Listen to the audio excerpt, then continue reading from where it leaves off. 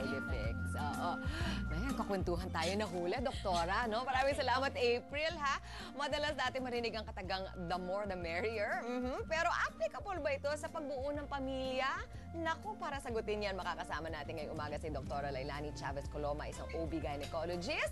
Magandang umaga, Doc. Thank you so much for waking up so early. Good morning, Good Chiki. morning. Naku, nahuli tayo nagkakwentuhan dahil ito ay isang concern ng lahat ng mga nanay, di ba? Pero sabi nga natin, hindi naman necessarily the more the merrier pagka nag-aanak, di ba? Correct, correct. Oo. Hindi lang dahil mahirap magpalaki ng bata at magastos, pero even for the health of the woman, unang-una kailangan i-consider yan, di ba? Tama. Yung pangkalusugang karapatan ng bawat babae, yan ay napaka-importante. Siyempre, iba-iba rin ang parang kumbaga threshold ng babae. May iba na kayang mas marami, may ibang hindi. So, yan ay isa sa may kukonsulta mo rin sa isang OB, di ba?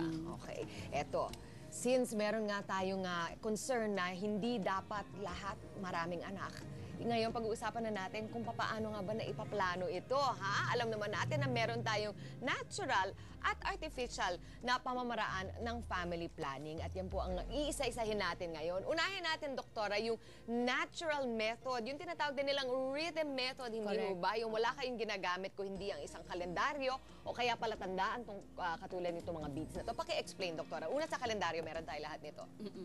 Okay, ang natural family planning method ay ang pamamaraan kung saan tinatandaan ng isang babae ang mga senyales o sintomas na kung kailan siya fertile at hindi fertile. Kung kailan pwedeng mabuntis at kailan hindi. Okay. So siguro ang pinamaganda umpisahan natin yung bilangan sa ulang araw ng iyong pag-mens, di ba? Tama, Chiki.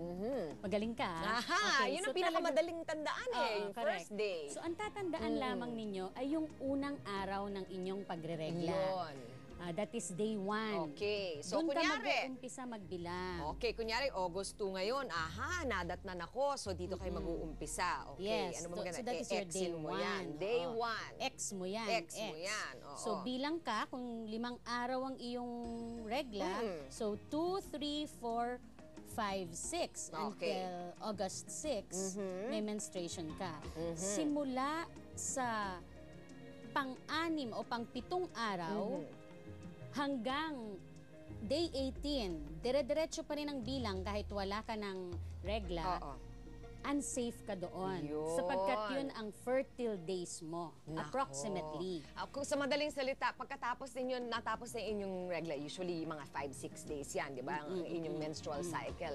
Nako, pagkatapos yung mga 1 linggo, pagkatapos kayo madatnan, medyo, baka kayo mabuntis, kaya ingat-ingat. Kung maaari, wag muna, di ba? Si Mister, kung ayaw ninyong magkaroon ng anak. Yung iba naman na gustong magkaanak, eto yung mga araw na kailangan kayo mag-concentrate. Tama. So maganda ang rhythm or calendar method sapagkat hindi lamang niya sinasabi kung kailan ka safe o hindi pwedeng non-protected sex o yung magtatalik ng walang pamamaraan ng yung walang protection pag-avoid or pag-prevent. No?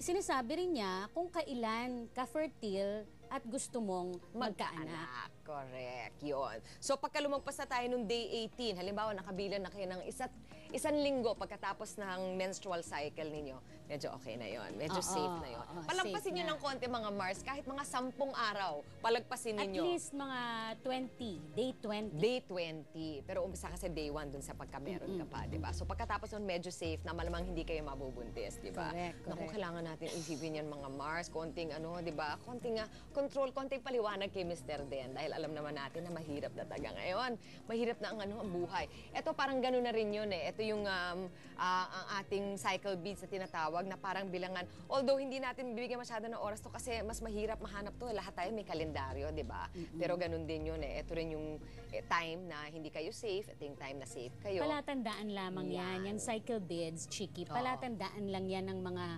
babae sa pagbilang.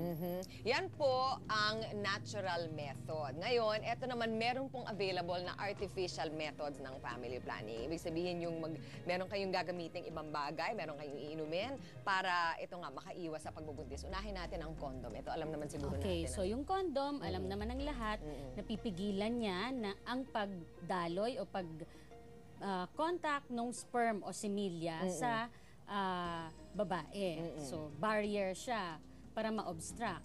Itong susunod, IUD, intrauterine device, inilalagay sa matres ng babae para hindi maging handa ang bahay bata para sa pagbubuntis. Ano yan, doktora? Ang doktor ang gagawa niyan para sa iyo or natuturuan ba ang babae na ipasok itong IUD? Pupunta ka talaga sa health units o centers.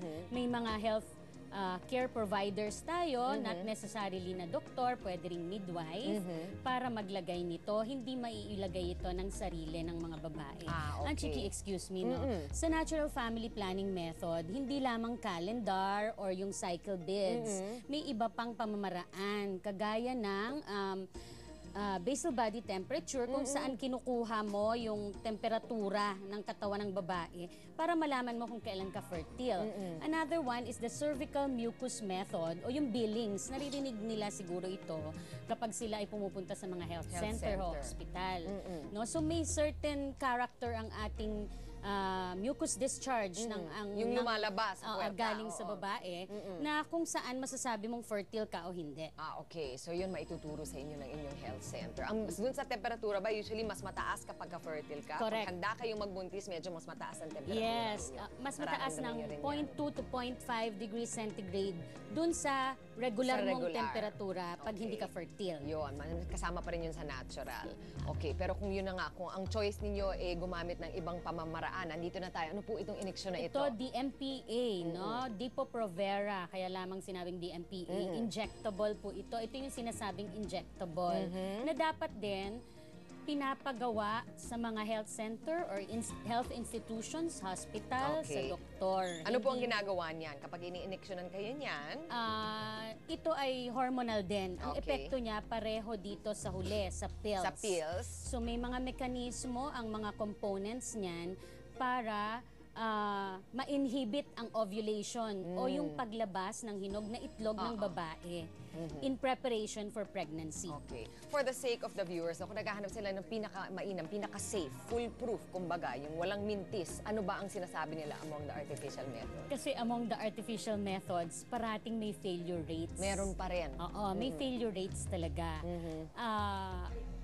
Ang pinaka dito among this, ang pinaka almost 99% would be the DMPA. Okay, Kaya lamang, ineksyon po.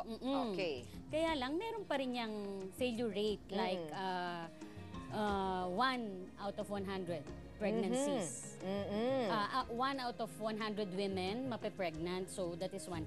Okay. Pero maliit na lang yun, di ba? Yun na nga. So, dun sa talagang seryoso sila na gusto talaga nila iwasan na mabuntis at open sila sa paggamit ng artificial method, ito nang yung DMPA ineksyon ang pinakamainam para sa inyo. Yung pills kasi, if you miss a pill, doktora, or 2, medyo magugulo din yun. Kailangan magtamang-tama yung pag-inom ninyo, di ba? Nakaschedule yan. Ang tanong ng marami, doktora, kung kayo ay gagamit ng artificial method, ito ba'y nakaka-apekto sa, sabihin na lang natin, dun sa pleasure factor, yung kasiyahan ninyo bilang mag-asawa pag kayo nagtatalik, nawawalan ba ng ano? Okay, among dito sa mga iba-ibang uri ng artificial, ang condom lamang ang maaaring makabawas sa sensation. Sa sensation, sa nararamdaman, nararamdaman ni Mister. Okay. Pero actually, yung pleasure or the urge, hindi naman talaga siya naapektuhan. Even yung mga the other method, sterilization, yung pagtali sa babae at sa lalaki naman, vasectomy, hindi siya totoo base sa mga pag-aaral na makakabawas ito sa how do you call that? The urge or pleasure or the libido, no? Yung gana po ninyo sa pag... Hindi dapat magiging sagabal.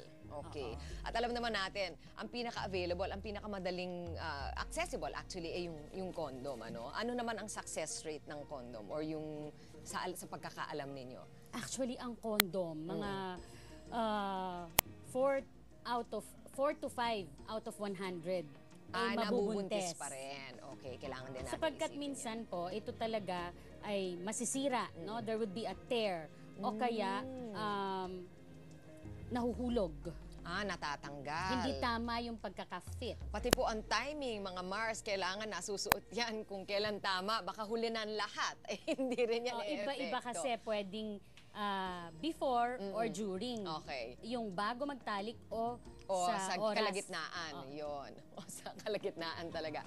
Marami kayong pinakita sa amin na mga choices. Meron bang mga ill after effects or epekto sa kababaihan? Halimbawa, lalo na ang pills na tayong umiinom yan, baka may side effects yan na kailangan nating malaman. Kapag iinom ka ng pills, kaya nga aming ipinararating na dapat hindi ito over the counter. O yung kayo narinig lang ang mo lamang bibili. sa kapitbahay mo o sa kaibigan mo, gagayahin mo. Bakit, doktora? Base ba yan sa...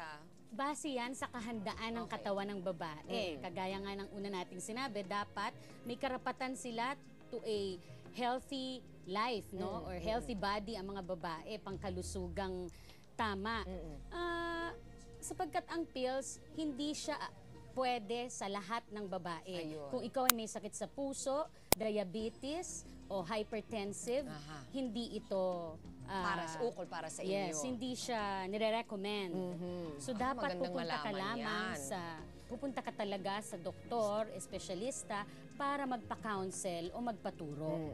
Yun, ako, magandang tip yan, doktora. And syempre, ang magandang epekto naman ng tamang papaplano ng pamilya gamit ang mga options na binigay nyo sa amin, ayun, mas kontrolado nyo nga naman, di ba? Ang size ng pamilya nyo, which means, kung gusto nyo ng, kung ano yung gusto nyo, kung gusto nyo mas konti para mas marami kayong oras na nabibigay sa mga ano rin, Kung gusto mo mas marami, okay din. Actually, yung pagpaplano ng pamilya, it's not all about keeping the family small. keeping the family small o yung babawasan mo ang pag-aanak o yung contraception. It's not all about that. Ang ibig sabihin ng pagpaplano, kung ilan yung gusto mo ayon sa iyong pangangailangan at ilan yung kung handa ka para dito. Kasama sa pagpaplano yung anong klase ng pamumuhay, papaano mo palalakihin at aalagaan ng iyong mga anak. So it's not all about contraception only Kasi kung o yung kaya pagpigil. naman, masaya naman ang madaming anak, di ba? Yes. Kung kakayanin, di ba? At kung mabibigyan nyo ng karampatang atensyon ang bawat isa sa mga anak ninyo. Doktora Coloma, salamat sa inyong pagpapaliwanag. Ngayon, alam na namin, pinaka-importante, pag magpipills kayo, mga Mars, kailangan magtanong muna kayo sa doktor dahil hindi pwede para sa lahat. And finally, Actually, na-explain sa lahat natin, po. Sa Sa lahat ng uri ng artificial methods.